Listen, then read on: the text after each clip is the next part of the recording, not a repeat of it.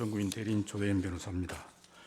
지난 기일에 재판부에서 질문하신 내용과 청구인 측에서 주장한 내용에 대해서 답변하고자 합니다.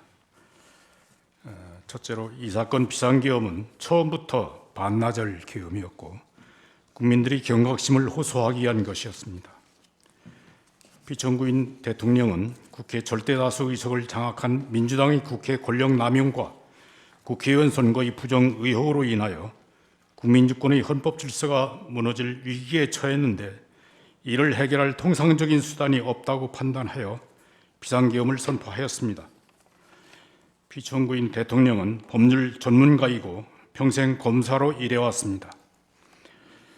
야당인 민주당이 국회의석의 절대 과반수 의석을 장악하고 있기 때문에 비천구인이 비상계엄을 선포하여도 민주당이 곧바로 계엄 해제 안건을 상정해서 통과시킬 것이고 이에 따라 계엄을 해제해야 할 것이라는 점을 비천구인은 잘 알고 있었습니다. 그렇다고 헌정 질서를 수호할 책임이 있는 대통령이 수수방관할 수는 없었습니다. 그래서 국회에게 위헌적인 활동을 중지하라고 경고하고 국민들에게 국가 비상사태의 실태를 알려서 경각심을 가지게 하려고 비상계엄을 선포하는 것입니다. 아울러 2023년 10월경 국정원의 보안점검 시 미흡했던 중앙선거관리위원회 전산 시스템에 대하여 조사해서 부정선거 의혹을 해결하려 했던 것입니다. 둘째로 국회에 대한 계엄 조치에 대해서 설명하겠습니다. 국회가 입법권과 탄핵소추권과 예산심의권을 남용해서 행정부의 기능을 마비시키고 있었지만 이를 해소할 수단이 없었습니다. 국회 해산권도 없고 비상계엄을 선포하여도 국회의 권력남용을 시정할 수단이 없었습니다. 그렇지만 국회의 위헌적인 권력남용이 비상계엄을 선포한 원인이라는 사실을 알려서 국민들에게 경각심을 불어넣을 필요가 있다고 판단했습니다. 그래서 비상계엄을 선포하고 병력을 국회에 출동시킨 것이지만 그 당시 야당인 민주당이 절대 다수 의석을 차지하고 있어서 비상계엄 선포 후 반나절 이내에 비상계엄 해제가 요구되리라고 예상했습니다.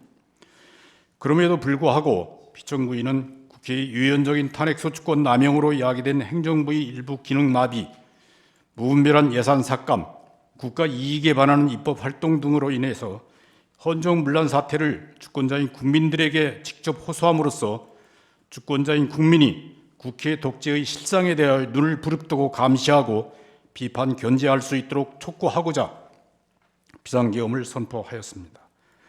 비상계엄의 목적이 국회를 해산하거나 국회 기능을 정지시키려 한 것이 아니었기 때문에 대통령은 국회에 병력을 출동시키면서 비무장과 비폭력을 분명하게 지시했습니다. 그 결과로 국회에 출동한 군인들은 국회 경비원들한테 맡겨서 본관 출입문으로 들어가지 못했고 창문으로 들어갔던 것입니다. 또 국회 경비대가 방화수를 분무하자 그들을 제압하지 않고 뒤로 도망쳤던 것입니다. 계엄군에 의하여 국회를 해산시키거나 회의를 방해할 의사도 없었고 방해하려고 시도한 일도 없습니다. 국회의원들이 국회와 회의장에 들어가는 것을 막지 않았고 그래서 국회가 비상계엄 선포 2시간 만에 비상계엄 해제 요구를 의결할 수 있었던 것입니다.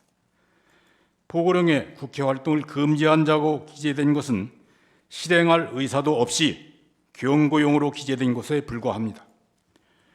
포고령에 기재된 내용을 실행할 의사도 전혀 계획도 없었기 때문에 법률 비서관에게 검토시키지도 않았습니다. 다만 야간 통행금지 부분은 국민들에게 불편을 줄 수 있으니 빼라고 했을 뿐입니다. 대통령이 비상계엄으로 국회 활동을 금지하고 비상입법기구를 만들려 했다는 주장은 터무니없는 거짓 선동입니다.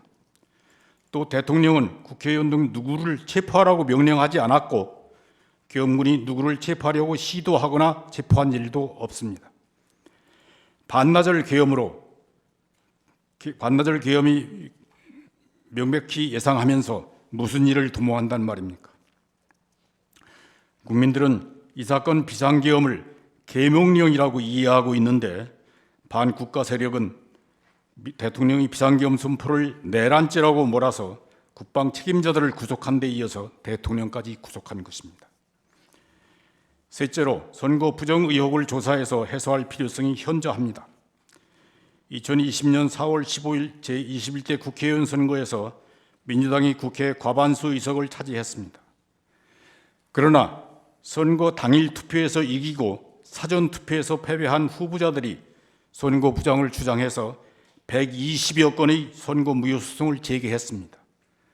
그리고 그 재검표 과정에서 비정상적인 투표용지가 무수히 발견됐습니다.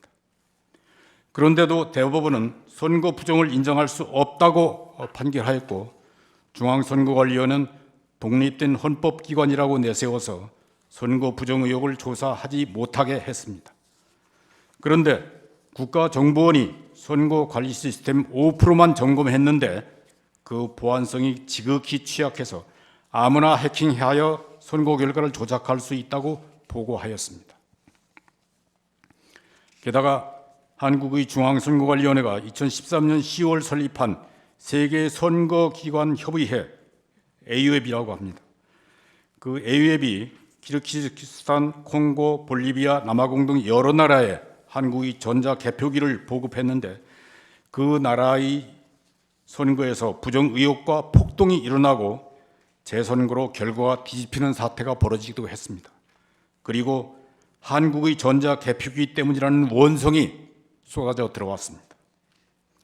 그들 나라들은 대부분 중국의 1대1로 주변 국가들이고 중국이 중국의 국익을 위해서 영향력을 확대하고 있는 나라들입니다.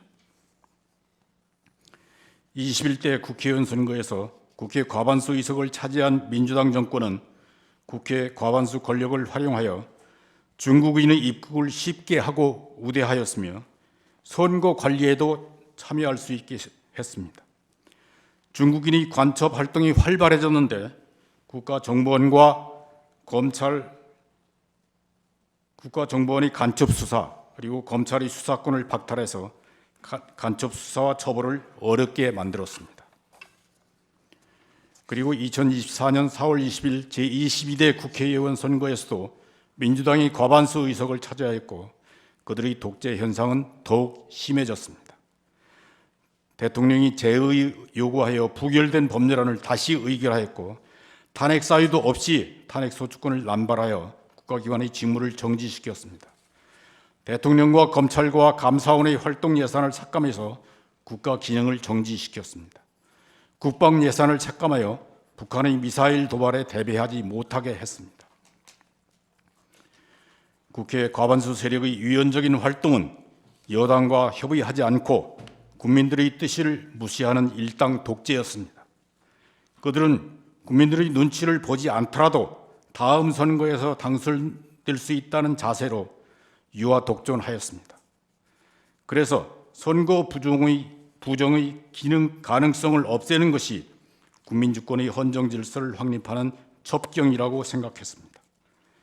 부정선거 의혹은 대통령 피청구인이 비상계엄을 선포하게 된 주요 원인이고 이를 해소하고 투명하고 공정한 선거 시스템을 확보하는 것이 국민주권의 헌정 질서를 확립하는 길이기 때문에 이 사건 심판 절차에서 부정선거 의혹에 대한 주장 입증은 확실하게 보장되어야 합니다. 넷째로 피청구인의 방어권은 보장되어야 합니다. 헌법재판소법 제52조는 탄핵 심판 절차에서 피청구인의 출석과 방어권을 보장하라고 요구하고 있습니다. 대통령 탄핵은 중대한 사건이므로 그 탄핵 심판 절차에서는 피청구인의 방어권이 더욱 철저히 보장되어야 합니다.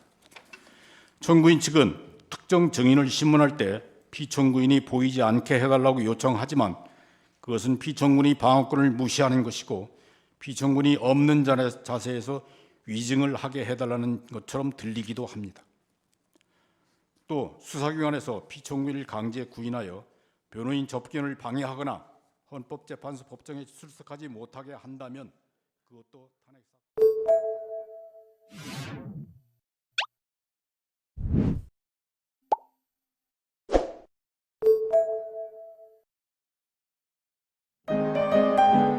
뉴스데일리 베스트는 구독자 여러분의 소중한 구독료를 운영합니다. 여러분의 자발적 구독료 참여를 기다립니다.